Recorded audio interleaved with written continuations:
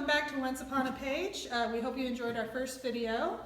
Erin, Amy, and I are all back today to talk about NaNoWriMo, which honestly, it's a huge thing in November. I've never participated, so why don't you guys fill us in on what that is? Okay, so it stands for National Novel Writing Month. It was something just a group of friends started back in, I think, the early 2000s, and their goal was to write 50,000 words in 30 days. And so it's become really big. They've had to redo their website this year, actually, because it kept crashing. So I've participated, I think, since around 2008. Have you always successfully completed the 50,000 words? All but once.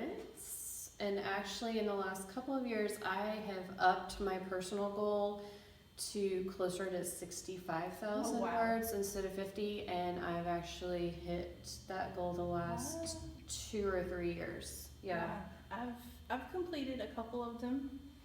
The last couple of years, I've been working on my series, and so I kind of cheated, and I used Nano to I kind of used it to help boost that, because you're supposed to write a brand new story that you've never written before. But it's a lot of fun. It's challenging. Now, you both have small children at home, don't you? Yes. So how do you work 50,000 words in a month with small children? Very carefully. Basically, my husband does not see me for that. Yes, I was going to say, my kids, when I'm on a deadline, they're like, when I'm done, they're like, oh, Mommy's back. So. Yeah. This is actually going to be a first for me. When I started, I did not have children, so that was pretty easy. I missed the 2 years that my children were born, so 2014 and 2016. I skipped it those years because there was just no way. And then this year, I actually not only have small children, but I also have a job. I'm working 2 days a week teaching preschools, so that takes away 2 of my writing days because I usually write during nap time, and I can usually crank out about 2,000 words during nap time. Awesome. That's great. Usually, if my children cooperate, which is getting less and less frequent the older that they get. Yeah. I have a white marker board I keep on my desk. And so if I'm on a deadline and the kids are constantly going, Mommy, I'll write on it and I'll say, Mommy is on a deadline, and I'll be like, talk to your father, and so that kind of helps. Yeah, definitely. Okay. What would you suggest for someone just starting out, going for their first NaNoWriMo month? Tips, tricks, encouragements to keep them going when it feels like every single word is a battle to get down on the page? Yeah, you'll have days like that. Yes. Where it's literally a battle to get it. Trackers help me, like word trackers. So I'll keep a daily goal, and as I get closer to that goal, I just keep telling myself, 200 more words, 300, or whatever I need, and that kind of helps me to get going and to finish. Having a support system is huge too. My husband is really great at helping. Yeah. Did you just say candy? Caffeine. Well, I mean, it's right after Halloween, Yeah. so True. this is the time that we have one of the the biggest stashes of candy in our house, and so I'm like, okay, if I write this many more words, I can have another piece of candy. What kind of candy do you go for? In years past, it's been candy corn. Ooh, I know, some people don't like it. My kids love it, and I don't know how they eat that. Flavored wax. Oh, Yeah, no. that's what No. We love candy corn in my house. You have to go for the chocolate, Amy. Well, okay, the chocolate goes first in our house, so it's not always there by the end of November. Take like a candy tax during Halloween, and I'm like, we did a lot of trunk or treats this year, so Mommy gets right. Yeah. If I had my way, it would be a Baby Ruth. That's my go-to favorite candy bar. but a lot of people don't give those out for Halloween, so I just have to We'll make have to do with send you a whatever. bag. Yeah, More of a that sounds Reese's good. girl. I was gonna go Reese's. Have you tried the ones where they're Reese's Outrageous with the little mini Reese's and the caramel in? Oh my goodness, yeah, that would get me writing. So another trick is when you have a really good day and the words are just flowing, don't stop at your minimum goal for that day. Just keep writing as long as you can, and that gives you a cushion for those other days when you're not going to have as many words or you're not going to have as much time. I mean, November is Thanksgiving month, so we're often traveling. We spend a day with family. There's no way we're going to get to write, although I have written in the car on my laptop and just keep telling the kids, okay, whatever they're asking, it's okay, just keep writing. What do you do to soften the blow when you miss that goal? Like, I've set 1,000 words for myself today, but I only reached 500.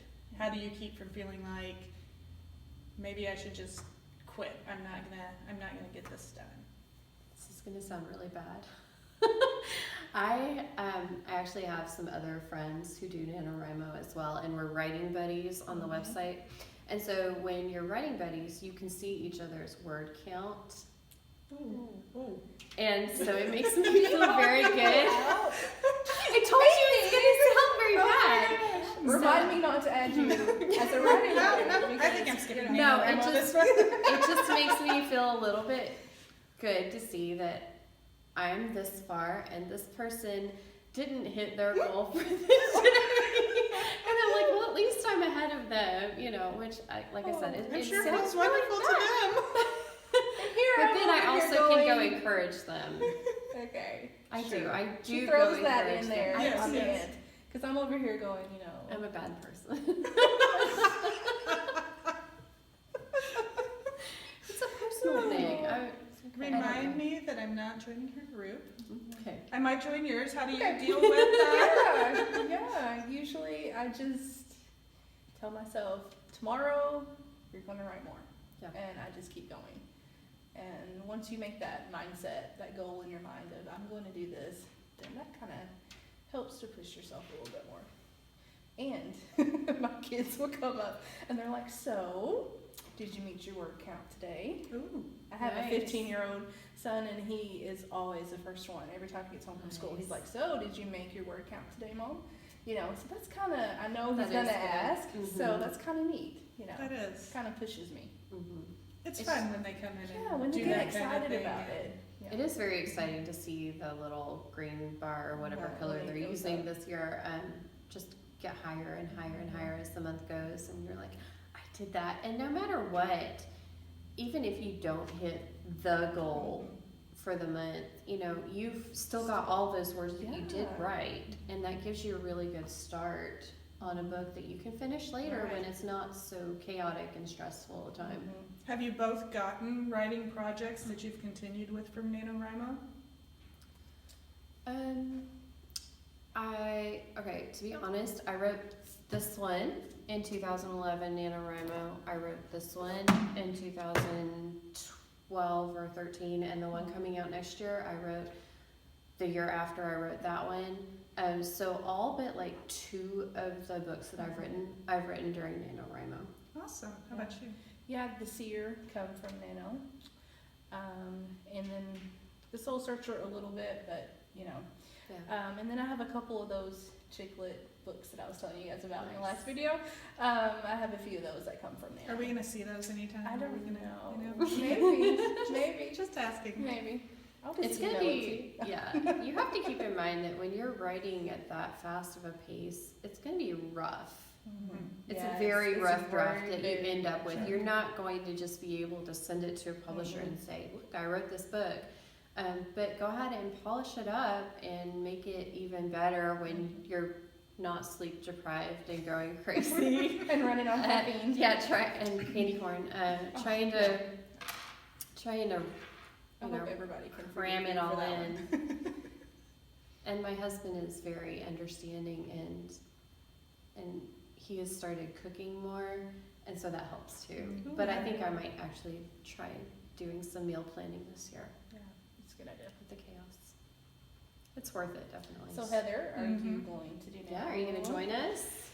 Ooh, it has to be a new book Yeah, well, it's supposed to because be. I'm like writing a new one, but I'm about 20,000 words into it, so I could probably finish it up during Yeah, NaNoWriMo. definitely. It's just new words. It doesn't, I mean, the original idea was to do a new story, but it's basically like new words that you wrote during the month. I may, but I'm not telling Amy what I'm doing. Just don't add Amy, but you can add me, Heather. I will be I your friend will, on I there. I will. will be your writing buddy, and I will Okay. encourage you, and I won't tear you down.